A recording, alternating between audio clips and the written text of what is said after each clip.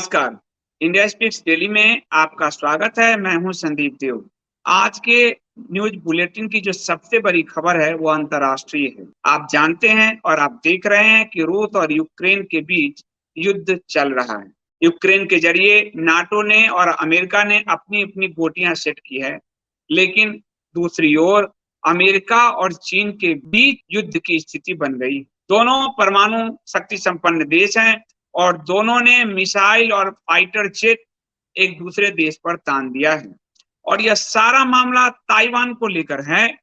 Taiwan को लेकर चीन बहुत आक्रामक है और ये दोनों सुपर पावर इस समय आमने सामने हैं। साउथ चाइना सी में दोनों ही महाशक्तियां जंग ठानने को लेकर तैयार बैठी हैं। ये साउथ चाइना सी जंग का अखाड़ा बन सकता है। अमेरिका की सांसद हैं नैन्सी पेलोसी। नैन्सी पेलोसी अपनी ताइवान यात्रा को लेकर दृढ़ नजर आ रही है कि वो जाएंगी, ताइवान जाकर रहेंगी। वहीं चीन के राष्ट्रपति शी जिनपिंग ने साफ साफ कह दिया है कि ताइवान में अमेरिकी सांसद का यह दौरा तनाव बढ़ाएगा। उन्होंने परमाणु हथियारों से लैस चीन और अमेरिका की सेनाएं एक दूसरे के आमने सामने खड़ी हो गई है। मिसाइल, युद्धपोत, फाइटर जेट तैनात कर दिए गए हैं। संयुक्त राष्ट्र के मुखिया ने चेतावनी दी है कि यदि गलती से भी दोनों ने अपनी सीमा को लांगी तो दुनिया परमाणु तबाही का शिकार हो जाएगी। यानी संयुक्त राष्ट्र संघ भी इसको लेकर बहुत चिंतित है। अमेरिका ने अभी तक वैसे तो नैन्सी पेलोसी की यात्रा का ऐलान नहीं किया है, लेकिन अमेरिकी सेना ने एयरक्राफ्ट कैरियर से लेकर फाइटर जेट तक ताइवान की सीमा के पास जापान और अपने नियंत्रण वाले गुआम द्वीप पर तैनात कर दिए हैं। अमेरिका में राष्ट्रपति बनने के बाद जो बाइडेन के बाद दूसरे नंबर पर उपराष्ट्रपति कमला हैरिस आती हैं और तीसरे नंबर पर नैन्सी पेलोसी आती हैं। इसलिए नैन्सी पेलोसी की ताइवान यात्रा का बेहद महत्व है। चाइना इसे जानता है। साल 1997 के बाद वो अमेरिका की सबसे उच्च अधिकारी होगी जो ताइवान के दौरे पर जाएगी। यही वजह है कि चीन भड़का हुआ है। चीन की सेना ने भी नैन्सी पेलोसी को डराने के लिए ताइवान स्ट्रेट में जोरदार युद्धाभ्यास शुरू कर दिया है। वहीं उसने इस इलाके में यात्री विमानों के आने जाने पर प्रतिबंध लगा दिया है। एशिया समेत दुनिया भर के शेयर बाजार अमेरिका चीन के युद्ध से दहशत में है और संयुक्त राष्ट्र संघ दोनों को चेतावनी जारी कर चुका है। चीन के विदेश मंत्रालय के प्रवक्ता हैं झाओ लिजिन ने ये धमकी दी है कि अमेरिका को इस दौरे के दुष्परिणाम को भुगतना होगा। चीन के रक्षा मंत्रालय ने कहा है कि इस यात्रा से ताइवान स्ट्रेट में बहुत ज्यादा तनाव भड़क सकता है।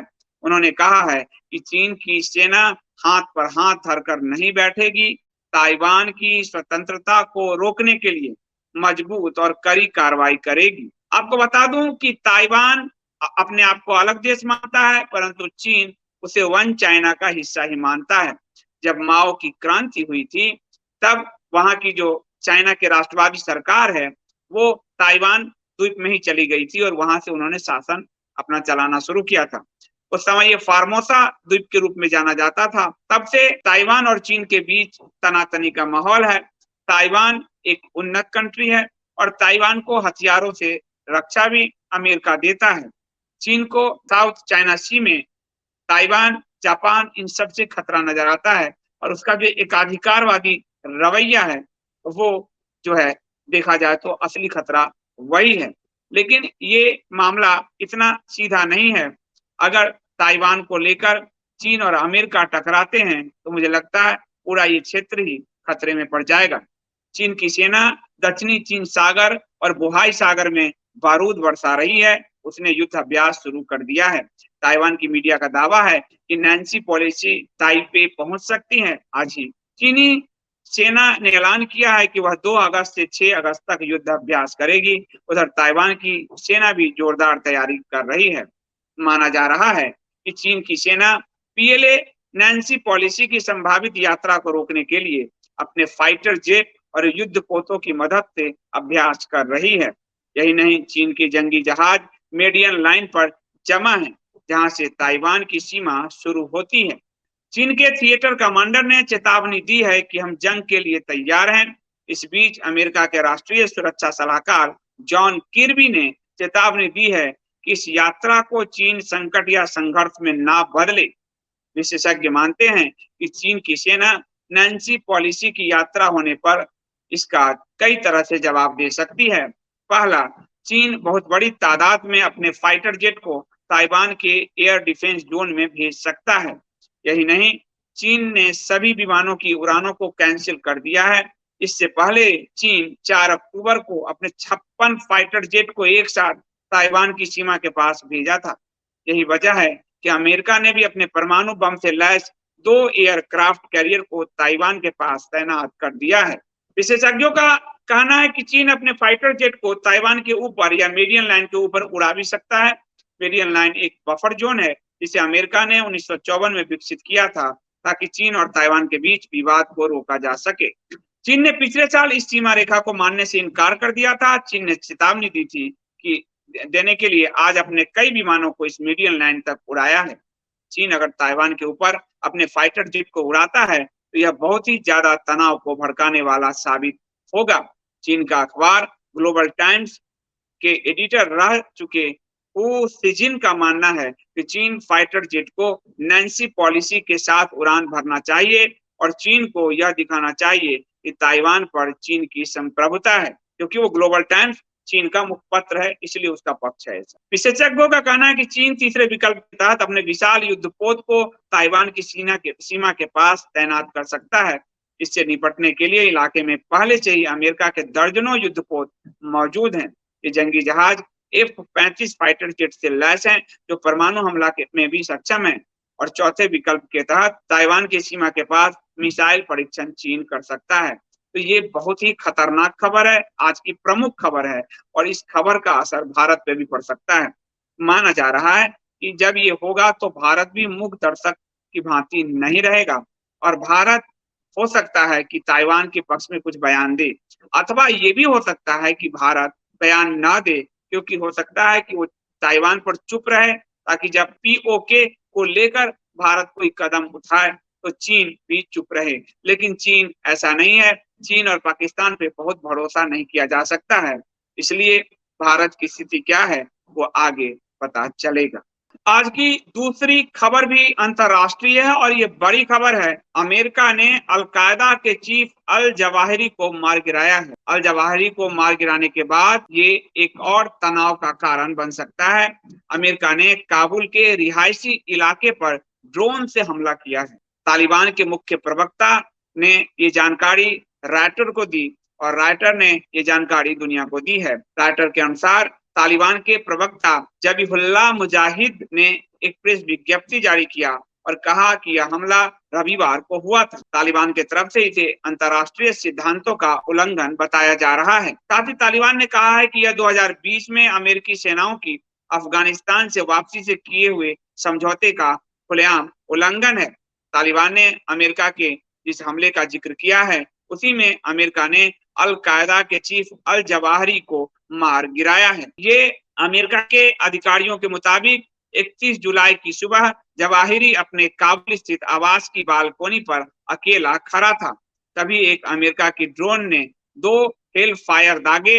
इमारत की स्पष्ट तस्वीरों में एक मंजिल पर खिड़कियां उड़ती हुई दिखाई दे रही हैं, लेकिन अन्य मंजिलों पर खिड़कियां समेत शेष इमारत अभी भी यथावत है। अमेरिकी अधिकारियों का कहना है कि जवाहिरी के परिवार के सदस्य घर में मौजूद थे, लेकिन जानबूझकर उन्हें निशाना नहीं बनाया गया और उन्हें नुकसान नहीं पहुंचाया गया है। अधिकारियों ने कहा कि हमारे पास इस बात के कोई संकेत नहीं है कि इस हमले में नागरिकों को नुकसान पहुंचा है। अमेरिकी राष्ट्रपति जो बाइडेन ने घोषणा की थी कि अमेरिकी ड्रोन हमले में 9/11 हमले के मास्टरमाइंड अल-कायदा प्रमुख अयमान अल जवाहिरी को मार डाला गया है। Fellow Americans, on Saturday, at my direction, the United States successfully concluded an airstrike in Kabul, Afghanistan, that killed the emir of Al-Qaeda, Ayman al-Zawahiri. Biden ने कहा कि न्याय हो गया है और यह आतंकवादी नेता अब इस दुनिया में नहीं है। टेलीविजन पर अपने संबोधन में अमेरिकी राष्ट्रपति ने कहा कि अफगानिस्तान की राजधानी में जवाहिरी को सफलतापूर्वक निशाना बनाया गया है। बाइडेन ने कहा कि जवाहिरी की मौत से 9/11 को अमेरिका में मारे गए करीब 3000 लोगों के परिवारों को न्याय मिला है। अमेरिकी राष्ट्रपति ने बाद में आधिकारिक ट्विटर हैंडल से ट्वीट भी किया और कहा, ये हमला अमेरिकी लोगों की रक्षा करने की हमारी क्षमता और संकल्प को प्रदर्शित करता है।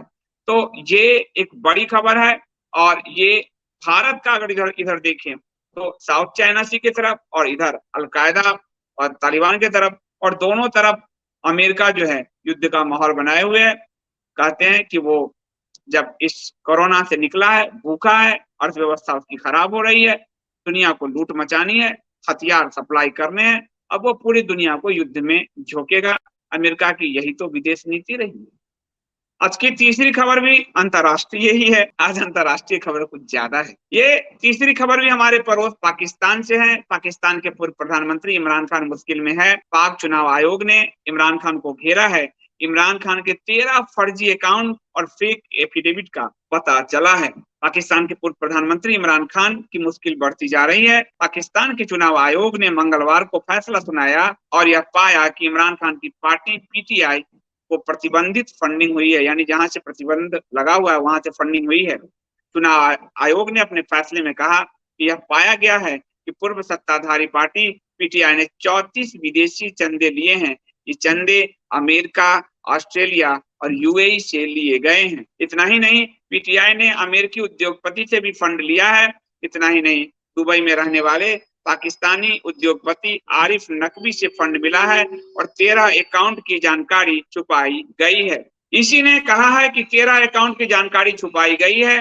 पाकिस्तान के चुनाव आयोग ने ये जो इमरान खान की पार्टी का पोल खोला है, भारत में इसकी संभावना नहीं है, क्योंकि भारत की सभी पॉलिटिकल पार्टियों ने मिलकर अपने विदेशी चंदे को छुपाने का इंतजाम किया हुआ है और उन्होंने बाकायदा इसके लिए कानून बना लिया है। इसी मोदी सरकार में एक कानून बनाया गया कि 1976 से, अभी से नहीं, 1976 से, अब ये भी तो कांग्रेस की मदद करनी हुई, क्योंकि भाजपा तो खुद 1980 में बनी हुई है, तो फिर कांग्रेस का टूल किट कौन हुआ। तो 1976 से जिस भी पॉलिटिकल पार्टी को विदेशी फंड मिला है उसकी कभी जांच नहीं हो सकती, उस पर आरटीआई नहीं लगाया जा सकता, उसके बारे में कोई इंफॉर्मेशन चुनाव आयोग या कोर्ट आदि किसी को नहीं दिया जा सकता।